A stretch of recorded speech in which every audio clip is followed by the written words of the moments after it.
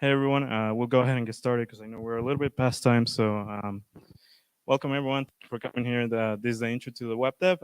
This is a RAS and ACM collaboration. So, we're happy to see everyone here. If you want to follow along with with the code that we're going to be making. And the whole point of this workshop is for you guys to create your own website. So if you want to do that, please get out your computers, and then later we're going to go over Visual Studio Code, which is an IDE that we're going to be working with. If you guys don't have it, you might want to take this time to download it. And sorry, I forgot to present myself. My name is Alberto Bello. I am the Vice President of RAS. And I'll go ahead and, hello. And I'll go ahead and pass it off to Alex. Thank you, guys. Some of you are probably already familiar with me. I'm Alex Smith. I'm the Vice President of ACM.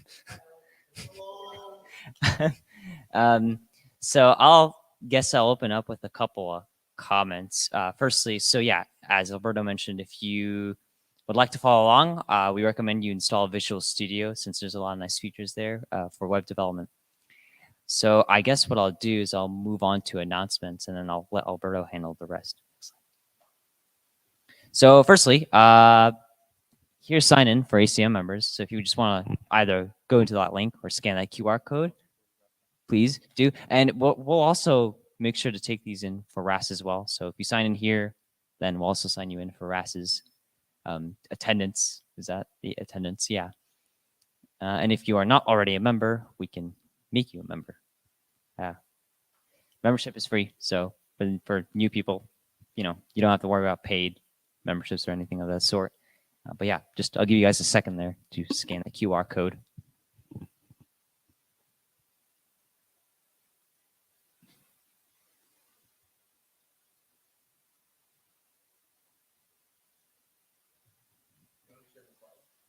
Okay. So another comment, I guess, really quickly I'll make is that we'll share slides too in the ACM Discord if you're not already there. For those of you who need the link, it's discord.acmutc.org. Is that correct? That's correct. Okay, good. And our website's just acmutc.org. So if you ever forget, we have links there. It'll be fine. Next slide, please. Okay, so a couple of announcements. For Rowdy Hacks, UTSA's annual hackathon, some notoriety. If you want to become an organizer, we got meetings Monday 7 to 8. Oh, the room is in there. It'll be on MPB 467. So that fourth floor on MPB, kind of a center door when you climb the stairs. You'll see it. So if anyone's interested in participating, or well, let me reiterate, being a volunteer for Rowdy Hacks and helping organize some of the things, we're a little desperate for volunteers. So if you want to, please go ahead and I guess show up. It'll be tonight. There should be a meeting tonight from 7 to 8. If you want more information, please feel free to ask me or talk to me afterwards, and I can help you get acquainted with that stuff.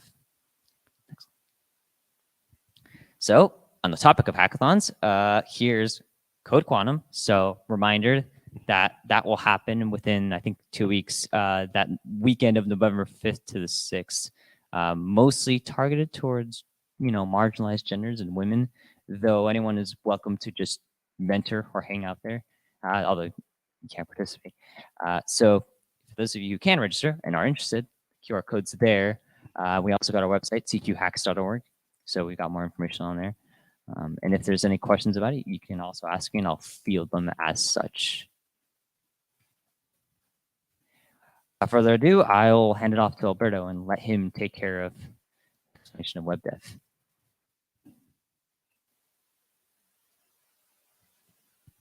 All right.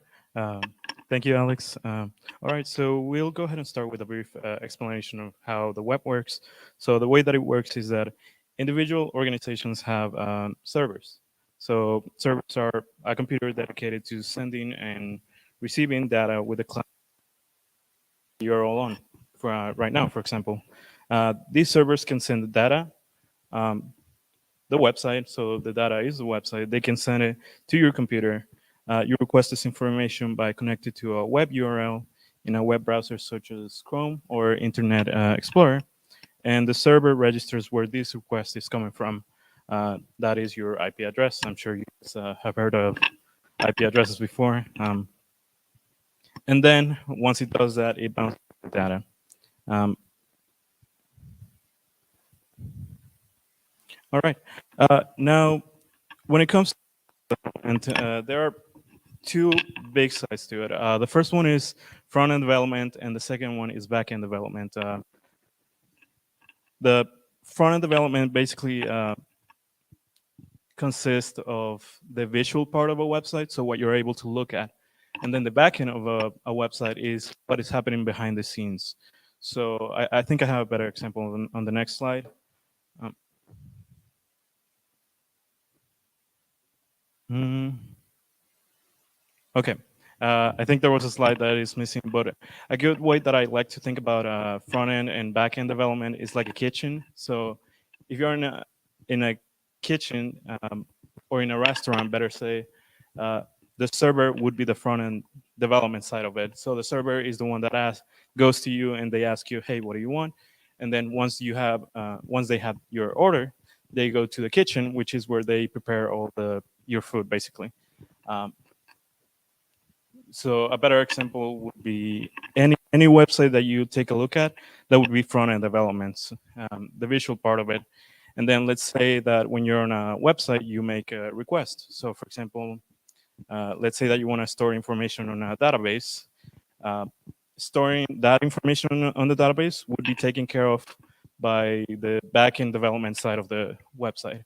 Um, a couple of technologies that are used in front end development are JavaScript. Although JavaScript, I've also seen some people mention it as backend. Uh, CSS and HTML, which, by the way, those are the ones that we'll be focusing on mainly. CSS and HTML. We'll explain this in a bit. But you guys will be creating your first website, or it might not be the first one for some of you. But we'll be creating it mostly with CSS and HTML. Um, and then some technologies that are used on the backend side of development are Python, PHP, Ruby, Java, and Go. All right, so let's talk a little bit about what HTML, CSS, and JavaScript do. For web developers, these three are like the main technologies that you're going to be using. Some other technologies might be libraries for JavaScript, for example. So if you've ever heard of React and Angular, those are frameworks for JavaScript, and they're used for web development. All right. So HTML provides the basic structure of sites. So those would include like paragraphs or headers or the way that I like to think about it is like the skeleton of the site. And then what CSS does is it's used to control presentation, formatting, and layout. So in simple ways, I like to think of CSS as making a website pretty. So if you only had HTML, then all websites would look pretty ugly. We'll see an example in a bit. Uh, and then finally, JavaScript is used to control the behavior of different elements. And I have a pretty useful example that I want to go over. Um, First of all, this is a website called CodePen. This website, what allows you to do is it's like an online compiler for different languages. Do you know how you have online compilers for Python or Java or C? This is pretty much the same thing, but for web development. So this website allows you to develop HTML, CSS, and JavaScript. As you can see, you're able to write those three individual ones, and then it gives you an output down here, which in this case, it's a calculator. And then just to demonstrate that this calculator does work, let's do 5 plus 6, which should be obviously 11. All right, so what would happen if I take off the whole CSS portion of it? Like I mentioned before, CSS, it takes care of styling. So it makes a website look pretty, like I mentioned. So what happens if I take all of this off?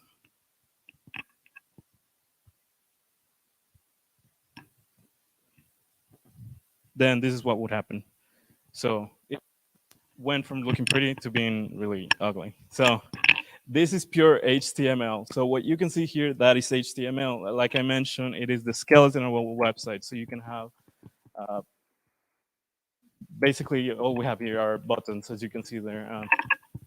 And then what CSS does is you can see it here. It gives it a font size. It gives it a background color. It gives it a display, position, height, width, all of those contribute to making contribute to the styling of a website. So let's add it back in. Now, what JavaScript does is it lets websites interactive. That's how I like to think about it. So it lets websites do their function.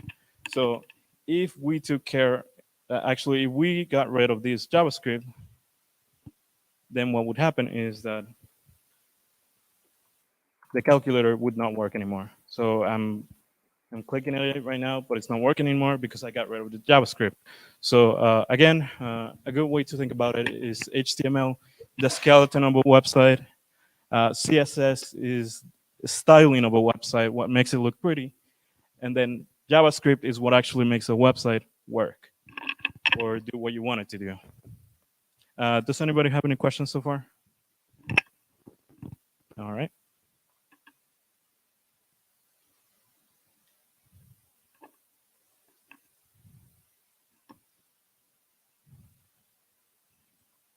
Okay. And just expanding a little bit more on what we just did. HTML is the content, CSS presentation, and JavaScript is the actual programming of a site. So the way that I like to think about it, another way that I mentioned is noun, adjectives, and verbs. So noun would be HTML, adjectives would be CSS, and the verb would be JavaScript. So if you have a sentence like the brown dog barked, brown, it's describing what the noun looks like, and then the noun would be the dog. Without the dog, there would be no brown or there would be no barked. And then barked is describing what the noun and what the adjective is doing. So it's this. So JavaScript is describing what HTML and CSS are doing. All right. Now a little bit more of a real life example would be HTML takes care of content and structure. That means headings, paragraphs, lists, buttons like the calculator had. And then CSS would be taking care of the presentation, which can be styling, like I mentioned, meaning font, color, background color, border. A big part of CSS is spacing. So is making sure that things are where they are supposed to be on a website, especially because styling is going to be different depending on what device you're using. So developers have to take care of that. So this computer, a website has to be able to function and look nice on a computer like the one that I have or a phone. So CSS takes a big care of spacing things out and making sure that everything is where it should be. And now JavaScript, mentioned before, behavior. So dynamic display, widgets, user interaction, click to open a pop-up, that kind of stuff. So if you ever see like something moving on a website, it's most likely using JavaScript or a JavaScript framework like I mentioned before, React or Angular. Those are like the most popular ones used in the industry. Over the summer, I worked web, and like 90% of the coding that I was doing was in React, so JavaScript.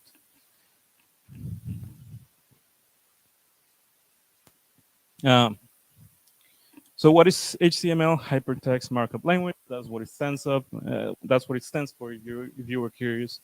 So the way that HTML works is that we create HTML elements by writing text. Those texts could be a button, like you saw on the calculator, or they could be paragraphs, like in this example right here. They could be images or anchor tags, or there's like more than 50. All right. So the way that the way that HTML syntax works is that you have open and closing tags. So this paragraph tag, this is how you would start it. That's how you would end it, and then anything that you want to be inside of the paragraph would be in between those two tags. All right. And then finally, HTML uses markup to annotate text, images, and other content for display on any browser. Anybody have any questions so far? All right. Some of the most common HTML tags are up here. HTML, head, title, body, paragraph, an href, which is the tag used for links, um, h1, which is used for headings, and then img, which is used for images. And we'll see this in a bit. I'll actually give a demonstration. I don't know if yeah. So there's an activity that I made, but before we do that, let me just explain how HTML is used. All right. So I'm just going to go ahead and open Visual Studio Code. This file that I had before, but let me just create one from scratch. So in Visual Studio Code, what you can do is you can go ahead and click on New File. And then the way that you tell a file that is going to be HTML is that you write .html at the end. So let's say that we want to do demo, and then we would end it with .html. Select the place where you want to save it. I'm just going to save it on downloads. And there it is. We can start writing HTML right now. Is anybody having any trouble with Visual Studio Code, or is everyone all right? Okay. And then, like I mentioned before, a way to think about HTML is as the skeleton of a site.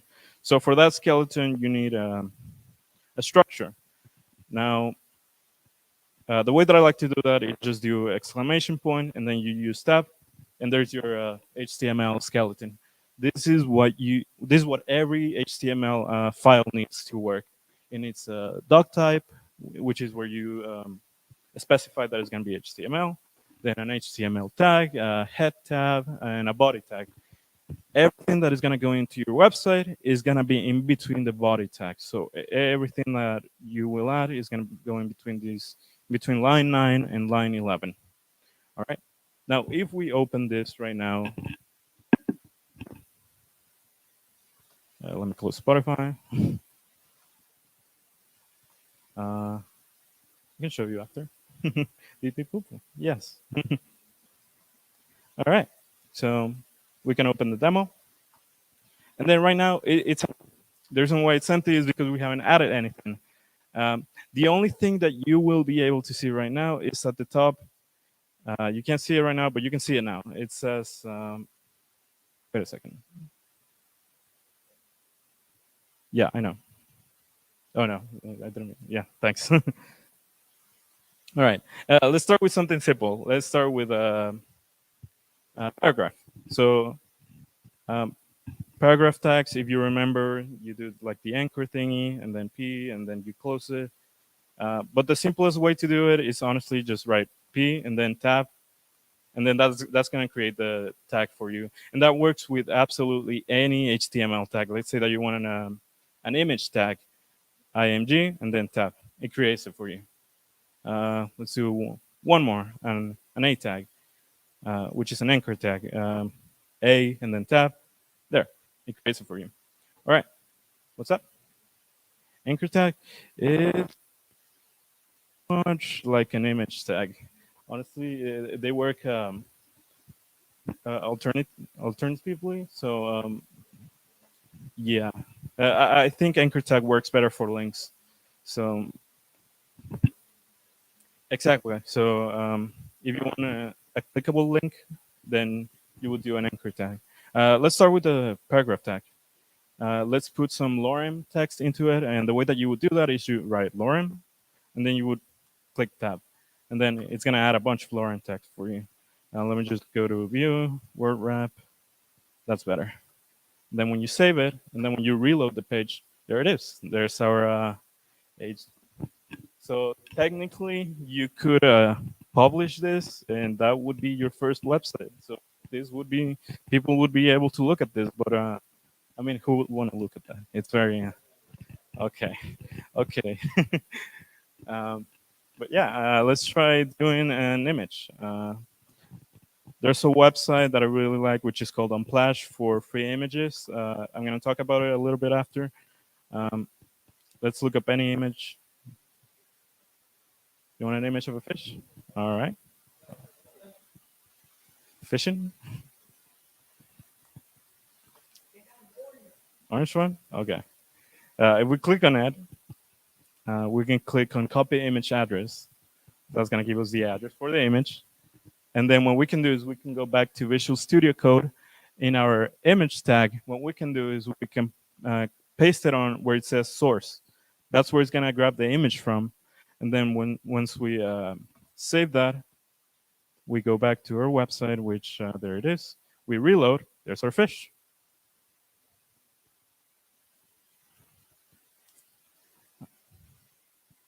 All right. Uh, let's go ahead and do something with the A tag test. And then if we save that, what would happen? Yes, there it is. So anchor tags are for clickable links. You can see it right there at the bottom. I know it's really, really small because there's a whole fish covering everything, but yes, you can, but it's a little bit complicated, so I'm not gonna do it right now. You would resize it using CSS. That's why I'm not doing it right now. Remember how I said that CSS is for spacing? You would if you wanted to make this image smaller, you would have to use CSS. Um, but yeah, we have our. Let's say that we want our ankle tag to lead to Google. So we would need to grab the link from Google, and then we copy it into our anchor tag. We save it, and then once we go back to our site, we reload.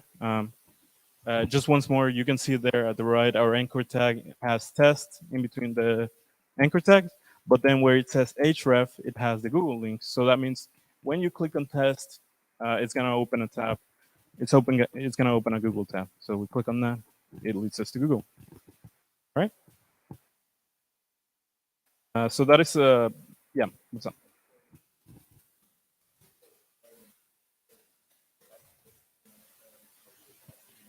Well, there.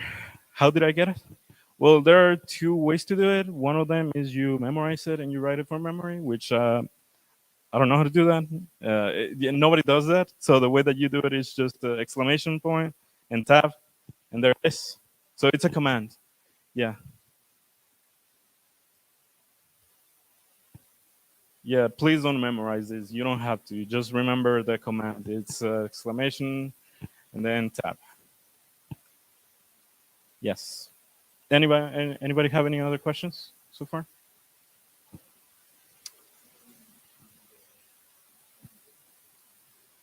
Are you serious?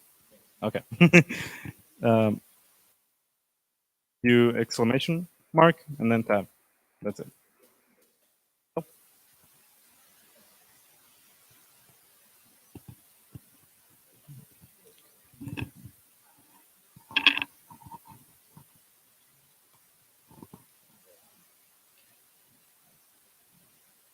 Do you have that asterisk mark at the end?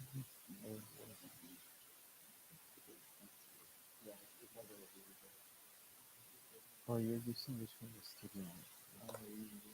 Yeah, I'm using this stuff. Yeah, for those of you who are using Visual Studio, you might want to use the Visual Studio Code. There are different ones. So Visual Studio is it's like it has the purple logo. This one has the blue logo. So who's using the purple logo one? Just you guys? Yeah. Yeah, please use the one with the blue logo. Yes, whole lot more. When I worked over the summer, when I worked as a web developer intern for USAA. I used and I used Visual Studio Code for working on React. So,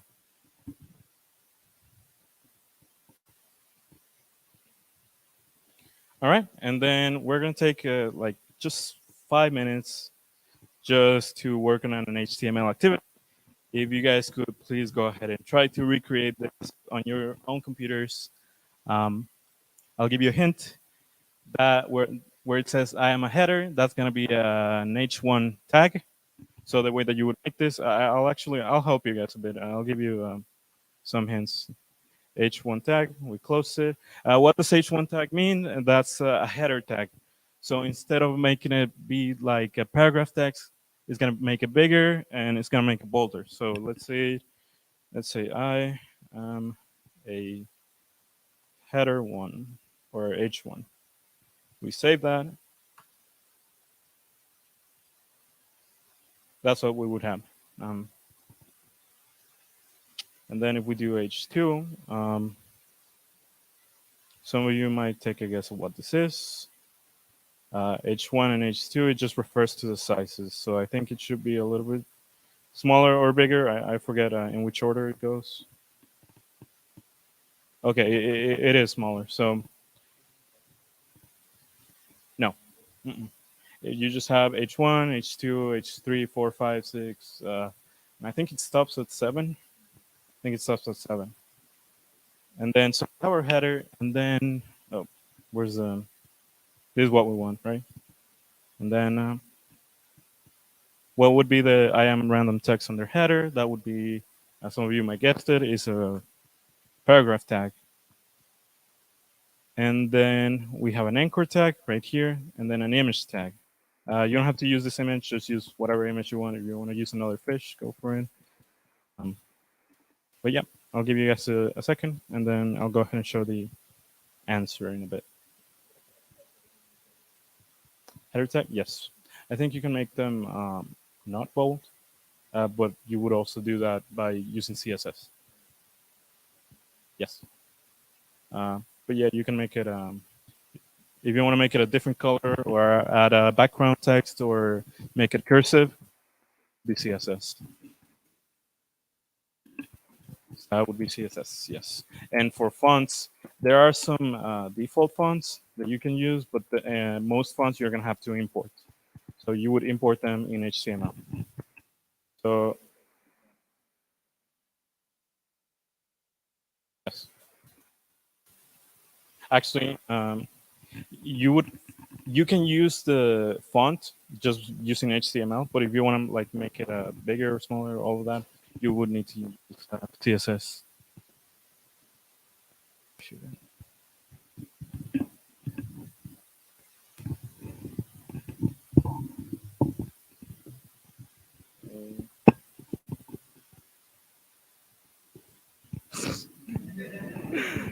Okay. I don't know if this is gonna work.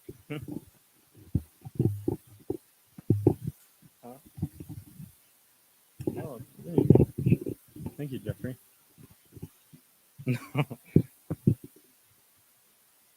Alex, or I mean, John. Come on.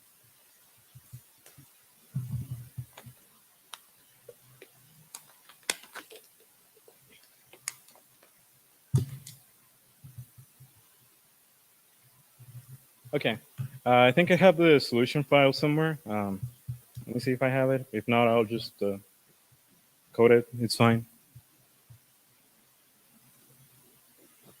Where is this demo? No, that is the file that we're on right now. Challenge HTML. Yep, there we go.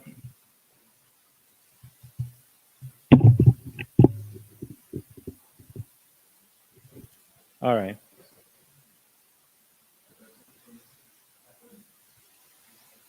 Yes. A file like what? I'm sorry. Huh?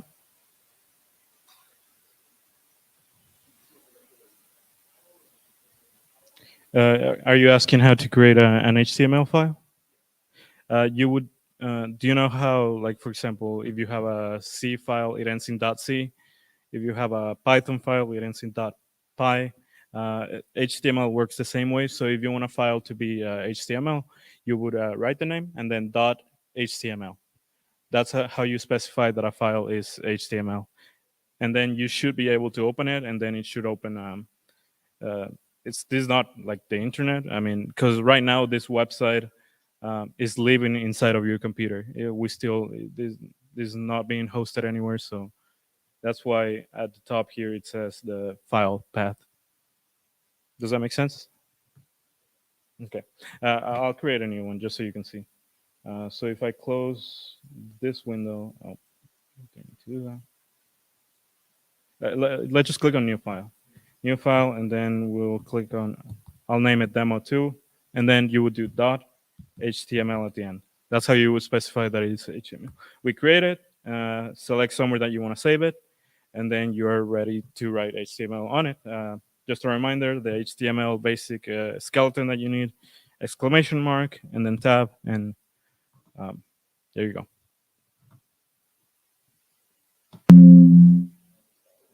That was loud. Yes. Um, oh, I was gonna open the challenge answer. Open. So here's the answer. So there's a couple of new. There's a couple of yes.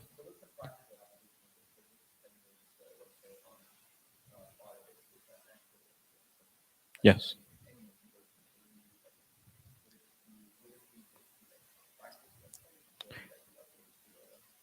That is correct. Yes. So all websites use HTML. You can't have a website without HTML. So Netflix, Amazon, Spotify, all of those websites use HTML uh, uh, at a certain degree. So right now we're writing 100% pure HTML. Uh, Most practical websites that you browse, they're not that way. They used frameworks or libraries like the one that I mentioned, React or Angular. Uh, but even those use HTML. So let's go ahead and browse React. It's a JavaScript for building user interfaces. But even though it says JavaScript library, it uses HTML. So let's see if they have an example somewhere in here.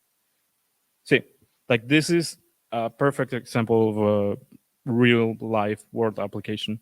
So this is a combination of HTML and React.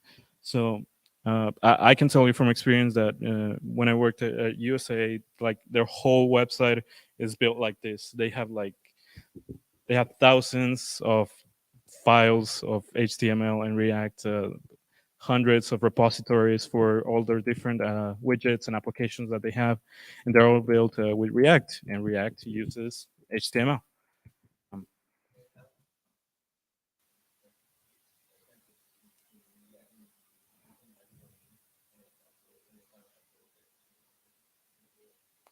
like to, are you asking? So right now, this website, well, quote unquote website, because it's just like an H1. So right now, it's living in our computer in our file. You're asking how complicated it is to host it so that other people can see it.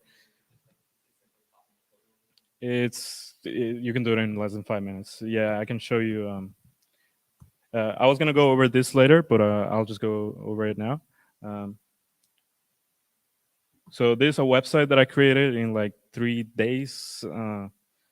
I don't I don't remember when I did it because it's like a year old. But this San Antonio gallery, if you click on it, I had a domain name. I had a pretty domain name for it, but it expired. So because you have to pay for domains, you have to pay for name domains. They're like the one that I was using was like $5 for a year, uh, but I didn't want to pay again. So this is the default name that they give you, which is kind of ugly. But anyways, if you open it, um, this is what it looks like. It's loading because um, I'm using like free hosting services, so it's not gonna be the fastest.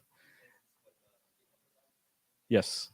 So the way that I posted this website, which by the way, this is an actual website. Like, if you type this link on your computer, you'll be able to see this. Um, and this was made with HTML and CSS. We'll go over the code a little bit later, but uh, I forgot where I was. Uh, oh, thank you. Um, what was I explaining? Oh yeah. Oh yeah. Yeah. Thanks. So this website is hosted on GitHub. So the repository, the code lives on GitHub. If I make any changes to that GitHub repository, those changes will be reflected on this site. Um, and I deployed it using a free website called Netlify. You can see the Netlify.app up there. So yeah. So hopefully by the end of this workshop, you guys will be able to um, a website like this, depending on the time because we're running a little bit late. Um, um, okay. I'm looking for the answer, which there we go. Here it is. Okay. There's a couple of new tags here, which is the on order list, list item, which this is how it would look. Um, all right, so let's go ahead and move on since just for the sake of time. All right. Again, this would be the answer. And now let's go over CSS. CSS stands for Cascading Style Sheets. Um, it is not a programming language. By the way, also HTML is not a programming language. A programming language. It's a markup language. Uh, and then, like I mentioned before, it is used for styling web pages. Allows you to modify colors, background, spacing, and more. Uh, in summary, CSS describes how HTML elements are to be displayed on screen, paper, or in other media. This is the syntax for CSS. And just like HTML files and in .html, if you want to create a CSS file, you would do the name of the file and then .css. Uh, so yeah, this HTML, CSS syntax, you specify what you want to change. So if there's an H1 HTML tag that you want to change, you would do H1, and then in between brackets, I don't think those are brackets, but anyways, you would do color and blue, so meaning the property, and then the value, and then that's how you would modify HTML elements. This another example. So let's say that you have an HTML file with a lot of paragraphs, and you want those paragraphs to be read, and you want them to be centered. This is the CSS that you would write to do that. So theme, and then color, and then red, and then text align, center, and then you do have to end it in a semicolon. Um, okay, and then this goes over JavaScript, but let me just explain a little bit more CSS and how you can use it. Yes, what's up? All of them, yes. What do you mean P1? You can't have P1, P2. It's just P. I'll explain how you can change individual ones. Uh, but let me open. That was that. Yes. Let me open a folder. I think I already have a folder made, so I don't want to create a new one. Nope. Nope. Never mind. I don't have a folder created, so I'll create a new folder.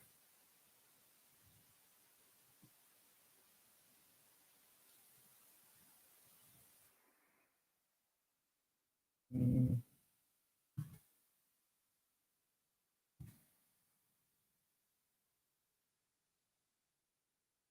Okay, so I created a new folder named demo, and now I can start creating files here. So let me create my file .html.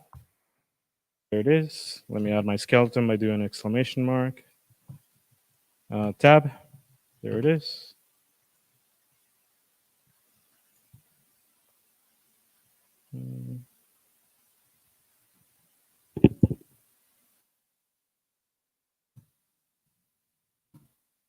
Okay, and then just give me 1 second so I can get this open. And remember where I saved it. There we go.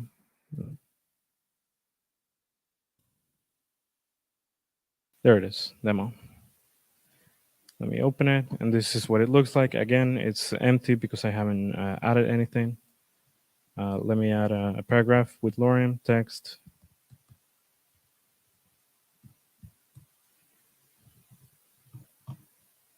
Okay, there we go. Now let's say that we wanted to make this text red.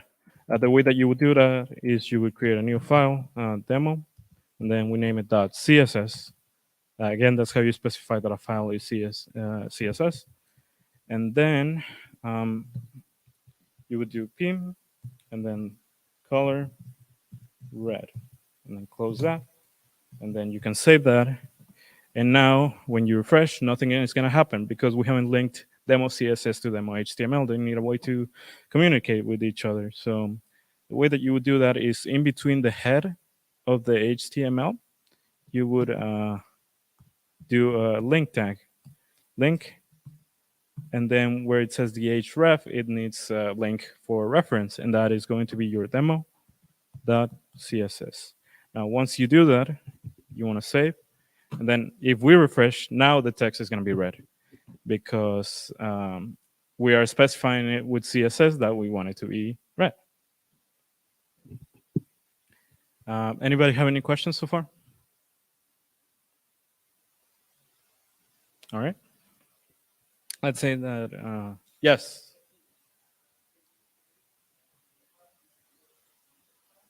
Yeah, that is correct. Yes. Okay. And then let's say that we want to make the background color, I don't know, black or something. Background color. Oh, and by the way, when I was typing background, you can see that there are a lot of different things that you can do. You can do background color, background image, position, repeat, size, clip. I don't even know half of this, but there's a lot of them that you can explore with CSS. Background color, black, and then that would happen. Now, what would happen if you want to do specific colors? You would have to import those colors, or actually, you would need to use the RGB. So RGB has three values. I'm not sure how many of you are familiar with like how RGB works, but let's say that you RGB. Huh? Yes, you can. You can either use hex or RGB. So let's say that we want to use that. We would copy this, and then where it says color, instead of red, we would do that. I should have used a different color because I was using red. You're not gonna see the difference. Let me do this. Okay, let's do purple. Okay, in color, we save that. Then when we go back to the site, there we go. Let me close some of these tabs.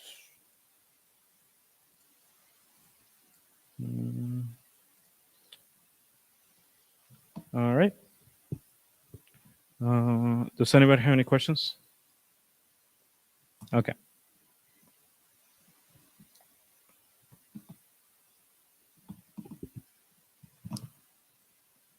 Okay. We're going to briefly go over JavaScript. The reason why is because JavaScript is a programming language, so it is pretty complicated. So we're not going to go over it in this workshop. So it is used to program the behavior of web pages, like I mentioned before. It can add interactivity inside. It can range from content updates, interactive maps, animated graphics, to more commonly used for storing info in databases. You can also use it to have APIs in your website. So does anybody know what APIs are? So APIs are a way for databases to communicate with your site. So let's say that you want to have, well, the first example that comes to mind is there like a news API. So if you want to have a website that displays news, then you would probably have to use an API so that wherever those news are stored, you can grab them from there and put them on your site. So APIs allow websites to communicate with databases and also more things, but that's the most common way that I can think of. This is some example of JavaScript. Uh, as you can see, it looks kind of complicated, so that's why we're not going to go over it. So the website that we'll be making is just going to be a static website, meaning that there's not going to be anything interactive with it. Again, for the sake of simplicity. All right. Oh, and by the way, John, you had a question on how do you make what happens if you want to change a specific one and not all of them. So let me show you how to do that. So here's our website, and then let's add another p tag. This one is gonna say I am a test. And there it is. Now, right now, what we specified with CSS is changing both of them, right? So let's say that we only want to change one of them. Well, we would need to specify it right here on the p tag. Let's give it an ID. So ID of 1. And then now that we gave it an ID, what we can do is we can go here and then um, 1 color red. I think I remembered that wrong. How do you give me 1 second?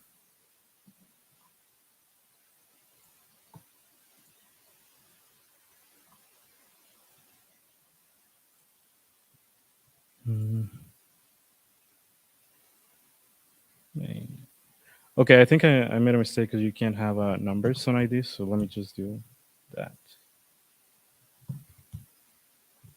Okay, yeah, I think that would work. It is not working.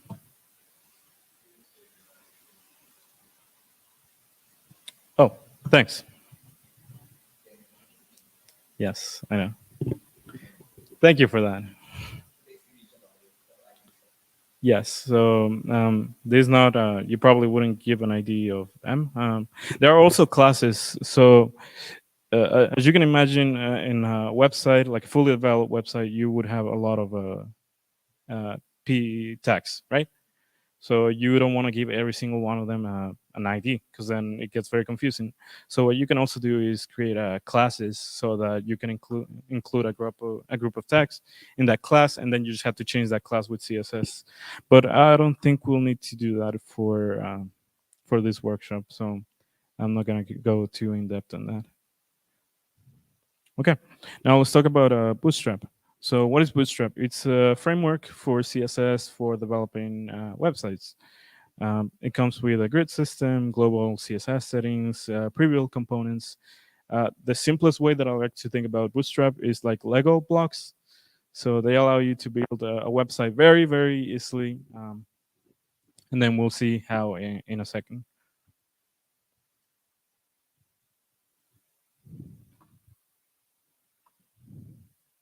Okay. Now the project overview that I had in mind, which I'm not sure if we're gonna have time for it. Hopefully with you, or I'll just show you how. I'll just show you guys how to get started. So we want to develop a static website using HTML and CSS Bootstrap, and then we want to push that project to a GitHub repository and then use Netlify to deploy. So now the website that I showed earlier, which is this one, let me show you guys what the code behind this looks like. So it just says San Antonio Gallery. It has a carousel, which goes through pictures. Then different places from San Antonio. There has buttons that if you click on visit site, it's gonna visit that site. So simple website, not too complicated. If we view the code, then this is what the code for this website looks like. If I open index.html, it's all of that. Yeah, which is so like this simple website, which is just like one page.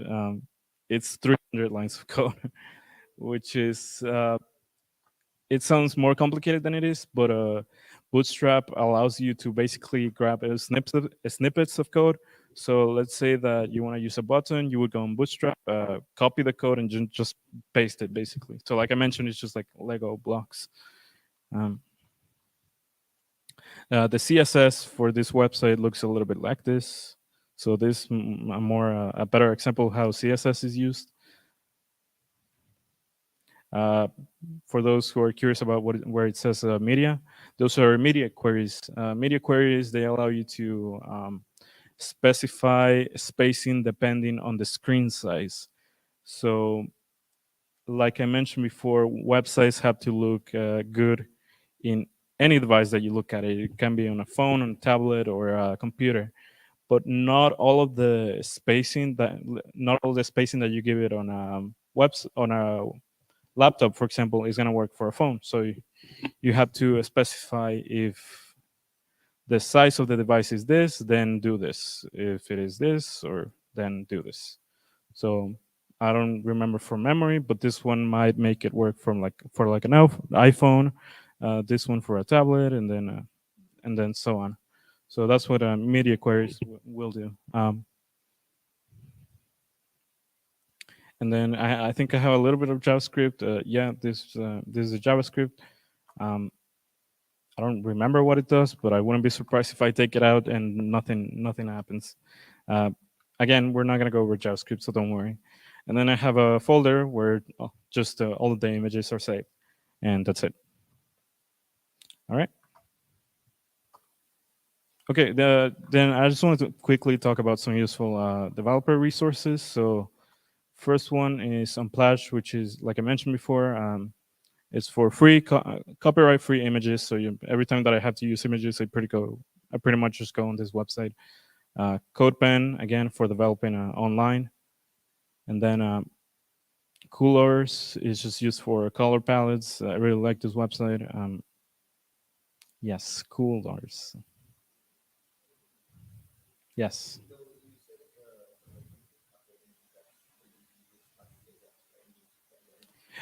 Yes. Nope. You would remember how I said that the website that I had was hosted on GitHub. So yeah, put the image like I have it right here. I have a folder with images. Just put it in there. Yes, which is what you want to do.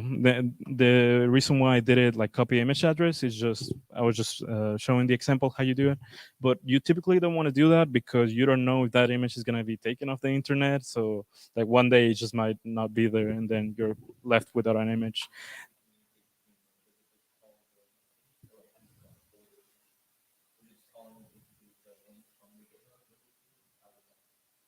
Yeah, yeah, pretty much. So Netlify, what it does is it grabs all of the information for the website from where the website is being hosted, or which is GitHub.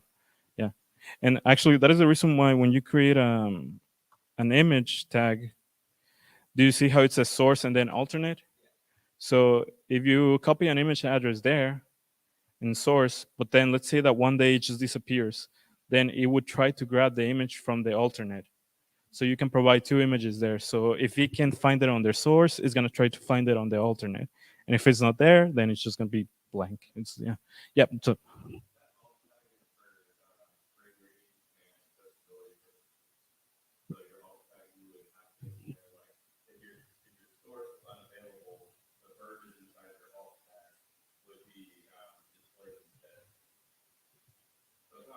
oh, okay. Yeah, I actually think you're right. Yeah. Thank you for that. Uh, okay. And then just setting up the dev environment. Again, we'll be using Visual Studio Code. You can I think most of you have it downloaded. If you don't have it downloaded right now, then you're probably not gonna download it. Yes, all the websites, the other ones. Oh, these just Bootstrap icons. So when you're making a website, you probably want to use the icons to make it look pretty. And this is a huge library of icons that you can use if you're using Bootstrap. Or actually, I don't think you have to use Bootstrap to use these icons. And then the other one is just an image color picker, which uh, if you want to make, let's say that you have an image on your website, and you want to make it blend in with the background, you can grab a color that is close to it from the image, and it's going to give you the hex value and the RGB value. So you can use either one that you want. Um, all right.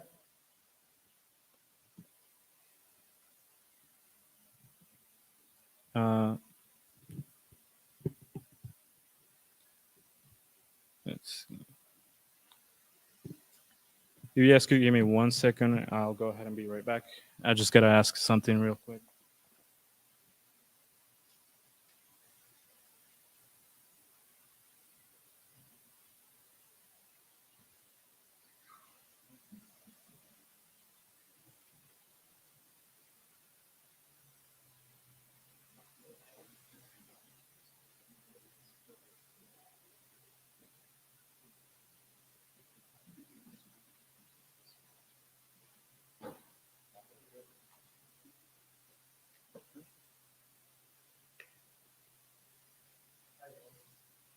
Hey guys.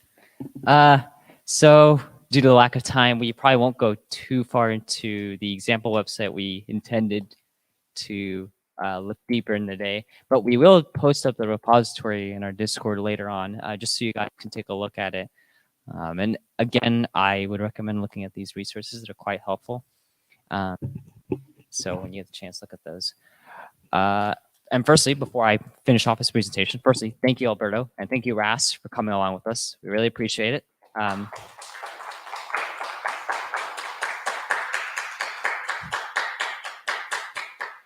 Thank you, guys. Alberto really deserves it. He deserves it. So one thing I would like to ask is, firstly, if you would kindly, courtesy of Ras and Alberto, fill out this feedback form if you have the time. So I'll leave you guys a second or two to scan that QR code.